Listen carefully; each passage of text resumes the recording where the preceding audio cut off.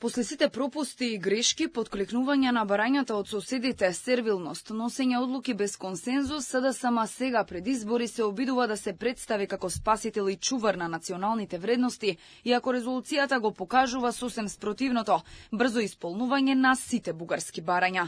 Документот на Венко Филипче не само што е спорен, зашто во него се вметнати обврските кои не ги налага Бугарија, а кои го загрозуваат идентитетот, туку е и задоцнет. Еден дел од резолуцијата се однесува и на тоа прашањата поврзани со билатералните договори, кои не се директно поврзани со правото на Европската Унија и Копенхашките критериуми, да не бидат одредници од кои ќе зависи нашиот евроинтегративен процес. И да, ова е логично, но според упатените, ова требаше да се прецизира уште пред подпишувањето на договорот за добрососедство со Бугарија. Се даваат на некој начин гаранции самите на себе, односно се поставува некаква определба дека ова ќе биде последната пречка за Македонија во текот на преговорите. Знаеме дека своевидните гаранции дека ова е последната пречка не можеме да си ги дадеме ние самите на себе, туку треба да бидат дадени од соодветните институции на Европската Унија.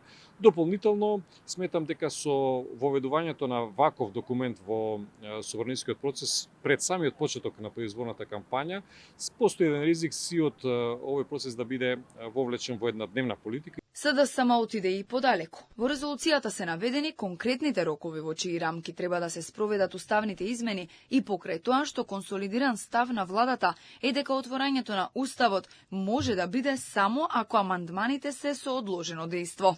Според САПот на Филипче, собранието би требало да ја започне постапката за измена на уставот најдоцна до 15 декември оваа година, истата да заврши до 10 февруари наредната. Еден од недостатоците е токму наведувањето на роковите.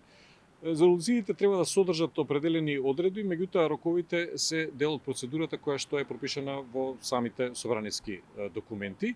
И најпосле, она на што би требало да бидат фокусирани партиите е да се постигне консензус околу текстот, односно содржината на овој документ, додека пак самите рокови ќе зависат од моментот на усогласувањето и определбата на политичките партии внатре во собранието. Во делот кој се однесува на јазикот и идентитетот се користат истите тези дека треба да бидат почитувани од сите државни институции и од меѓународната заедница, нешто што се подразбира и без резолуција.